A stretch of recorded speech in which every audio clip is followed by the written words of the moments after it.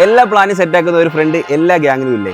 അല്ല, എൻ്റെ ഫാമിലിൻ്റെ ഇടയിലും ഫ്രണ്ട്സിൻ്റെ ഇടയിലും ആ ഒരാൾ ഞാനാണ്. ഇവരുടെ വിചാരം എനിക്ക് പ്ലാൻ ചെയ്യാൻ ഭയങ്കര കഴിവാണെന്നാ. പക്ഷെ എന്നെ ഹെൽപ്പ് ചെയ്യുന്ന ചെറിയൊരു സീക്രട്ട് ഉണ്ട്. ബാ പറഞ്ഞുതരാം. ഹലോ ChatGPT, ഇന്ന് വൈകുന്നേരം ഞാൻ ഫ്രണ്ട്സായിട്ടൊന്ന് മീറ്റ് ചെയ്യുന്നുണ്ട്. അപ്പോൾ ട്രിവാൻഡ്രം സൈഡിലുള്ള നല്ല ഫുഡും നല്ല വൈബും ഉള്ള ഒരു 3 കഫേ സജസ്റ്റ് ചെയ്യാമോ? 1 കഫേ സാറുവ, 2 ഈവ്സ് കോഫി, അനയാര. Okay, thank you ChatGPT. ആദ്യത്തെ പ്രശ്നം സോൾവ്.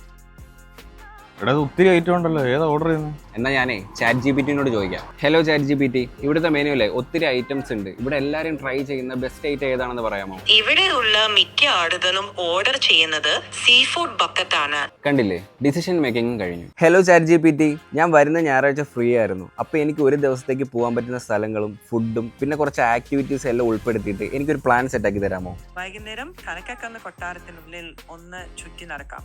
സമയമുണ്ടെങ്കിൽ നേപ്പിയർ മ്യൂസിയം ക്യാമ്പസിലും കിടക്കാം. Okay, thank you ChatGPT. കണ്ടില്ലേ, 1 മണിക്കൂർ ഒന്ന് ഗൂഗിളിൽ സെർച്ച് ചെയ്ത് സമയം കളയേണ്ട ആവശ്യമില്ല.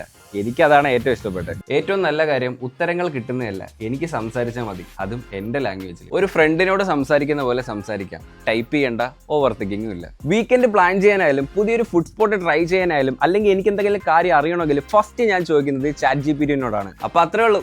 Thank you ChatGPT.